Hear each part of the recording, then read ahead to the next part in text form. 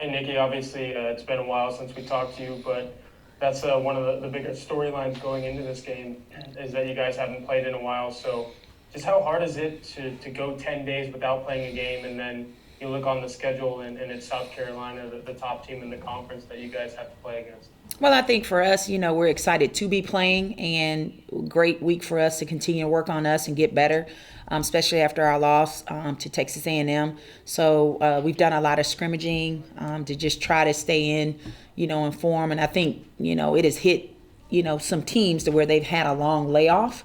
You don't like it, but, it's not a bad thing if you're getting better and you still have the opportunity to play. So we're just very thankful that we still get an opportunity to play. And then another one, I know you'll probably get a lot of questions about your connection to Dawn and the South Carolina program, but just kind of quickly, what would it mean to beat that program? A program that you spent a decade with, won a national championship with, and all of that. What would it mean to knock them off? Well, I think, first of all, there's a lot of, Gamecock media on here. They know me. South Carolina is, where I got my start as far as, building a program up into a national powerhouse. Sat alongside a dear friend and mine, someone who's a mentor to me and Dawn Staley, as well as the members of that staff. So this has been a rivalry game. I've been a part of a program where South Carolina, where we built it up, and I also was a part of the program when I saw Mississippi State build their program up. So it has definitely become a rivalry game for us. Every game is important, not just the South Carolinas or the Georgias or whatever. Every game is important, as we, play games. But, we want to win every game. So, this is another game on our schedule. Yes, it's a rival game, like, where you have your Ole Miss, but every game you want to win. Up next, we'll go to Courtney Robb. Hi, Nikki. Coming off a week and a half of obviously not playing, how do you feel like that has it benefited your team at all to have that time off? I think it has. I think it has allowed us to watch a lot of film and look at some stuff that we got to continue to get better at across the board. And, so we just want to continue to execute that, every night for 40 minutes, not just one quarter, not just two quarters, but for 40 minutes on the floor. So I think it's been good for us. It has allowed us to, get some rest and recovery, but also we're trying to stay in form. We've been, again, like I said, scrimmaging a lot to try to, keep that game mode. At this point, do you just feel like, though, your players are itching to get back out there, especially after the way that things happened with Texas A&M? Well, I hope so. I think that, that's with anybody. You want another opportunity to play, to showcase who you are. So, yes, I do think we all are as a staff. I do think our players, are excited to be playing again. Thank you. Up next, we'll go to Mitch Brown. Hey, Coach. How's it going? Good to see you. Hey. I know. Hey, obviously, you already talked about the relationship that you've had with South Carolina.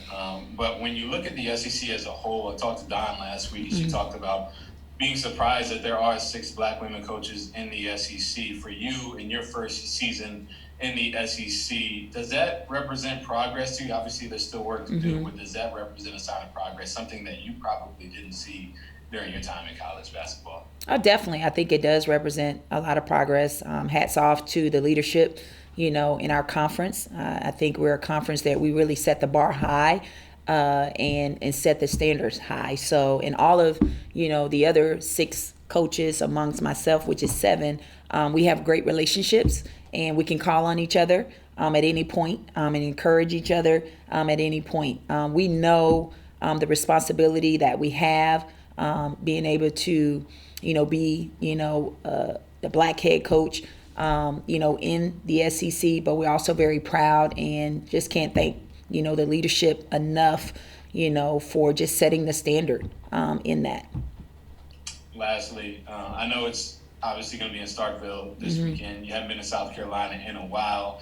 Probably be back when you guys go to Greenville.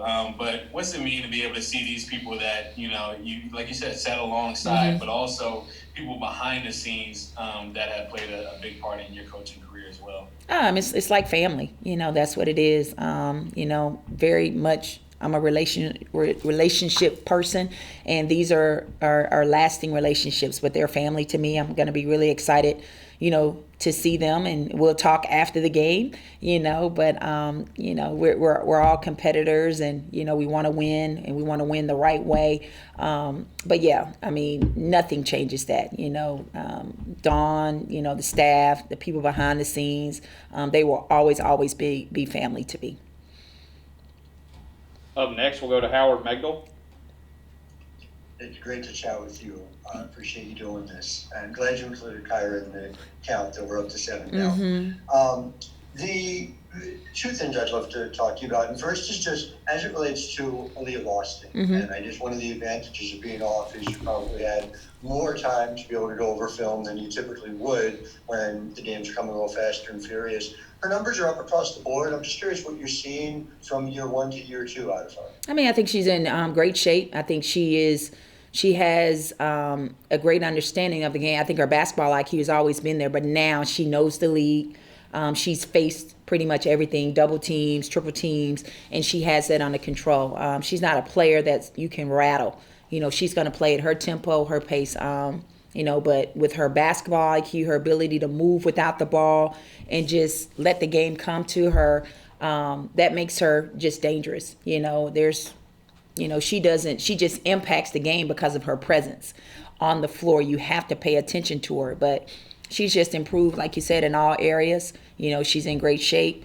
Her rebounding, her efficiency, she's shooting the ball from the outside. That is definitely added a big dimension, to her game, especially in ball screen coverages and things like that. So, and she's just only going to continue to evolve. So you can't guard her one-on-one. You have to guard her by committee.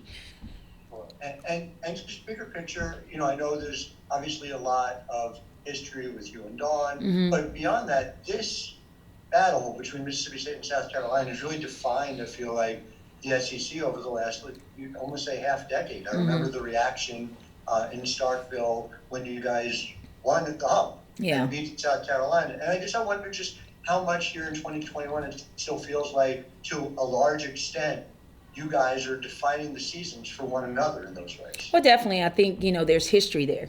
Like you said, I mean, there is history. So, I mean, this is a game where it has turned into a rivalry game. And, both teams have competed, in the championships over the last, 5 years. So there is that history there. So coming out, for us, we want to be able to execute the game plan.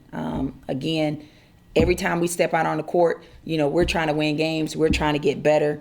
It is about us. With COVID, we are a little bit different in the sense of still learning our systems offensively and our defensive system. So there's newness here across the board. So we're still learning, but definitely have a talented team. But we're, excited to be able to compete and to be able to compete against South Carolina. Up next, we'll go to Ben Portnoy. Hey, Nikki, I know we've talked a lot about Jess this year and kind of what she brings to the table, but, in games last year against South Carolina, she really struggled against Aaliyah. I know you can't give away a whole game plan right now, but just in terms of getting her going, getting her in a position to be successful in a game like this, what kind of goes into that, and how do you kind of attack that? Well, I think what's different this year is that, we get Jess the ball now. We get her the ball. She's not just getting it on dump. So, for her, it's all about positioning and just understanding when to be dominant as far as not fading away with her shots, but also being very aggressive and power in the post. She can get some runouts early. It's going to be great for us. But she's got to hold it down. I mean, she's got to, be able to defend her without fouling and be physical with her without fouling. All of those things, and vice versa. Boston has to play her. So, I think for Jess, it's just staying in the moment, understanding the game plan, and just not letting anything else affect her, whether she missed a shot or things like that. And just quickly, I know the last time we talked to you after the A&M game, you talked about how, your team wanted to have a little bit of a powwow and talk things out a little bit. How did they respond to that in the days after that game? And I guess, it's a little cliche, but just what has practice looked like the last, week and a half, and how have the girls responded? Yeah, practices have been good. A lot of scrimmaging, just, again, still getting better at the stuff that we, are getting better at. But there's been great energy. We talked a lot about our defense, our rebounding, just showing them, what it looks like, what it should look like for 40 minutes. But practices have been good. Up next, we'll go to Robbie Falk. Coach, you're kind of at the midway point, I guess, or getting close to it, to the SEC schedule in your first year. And I know this has just been such a weird year for y'all just to get on the same page. And, the girls came in late and y'all have had different protocols and all that stuff. But did you have a chance to kind of reflect on where y'all are at this point during this break and kind of know what y'all need to work on during the week and a half or whatever that y'all been able to be in just practice mode the whole time? Were you able to kind of take a step back, I guess, in a sense, and work on some little things a little more than you would in a regular week? Yeah, definitely. You get back to the fundamentals. I think the basics is where it starts, with us, and just really, making a decision to do those things, and for us, defense and rebounding is really critical for us, because sometimes you're going to have, offensive nights. You are. But defense and rebounding on the defensive end, those two things. Offense is efficiency and flow.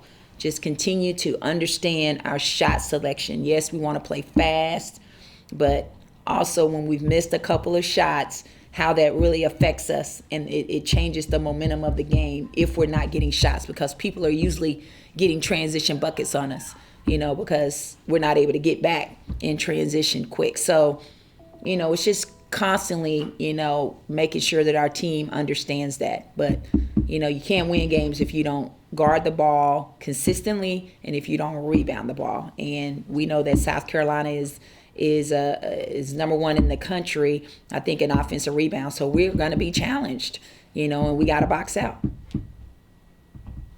We'll go back to Ben.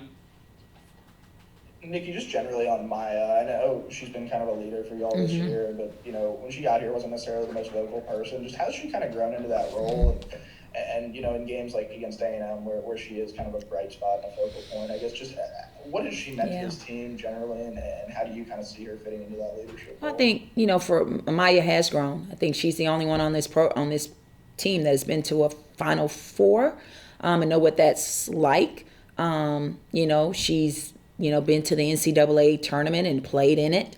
Little minutes, but she understands that. I mean, she understands the history and the legacy of this program and what was left. And a lot of those players are not here. So now it's kind of like, okay, you got good players, but they don't have the experience of what it's like to battle in those games and battle in tough games. So, but she's been a bright spot just because of her experience.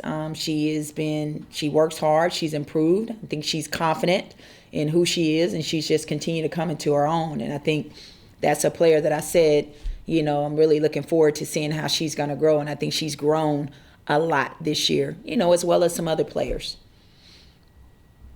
Let's go back to Tyler. Nikki, a few of us talked to Dawn way back when you got hired, I guess 9-10 months ago now. And she joked that she wasn't going to be expecting a phone call from you when this game week rolled around. So I'm curious when the last time you spoke to her was, and then just kind of how has your relationship changed with her, or what's it been like since you guys have been coaching against each other in the same conference? Well, our relationship hasn't changed. I mean, I can call her up at any time. I have not spoken with her, this week, but I mean, she's always sending encouraging words, and as well as her and the staff. I mean, we're constantly checking on each other, and seeing how each other we're doing. We're family, so that's what you do. But we're also competitors, as well. But we will definitely end up talking, after this game is over.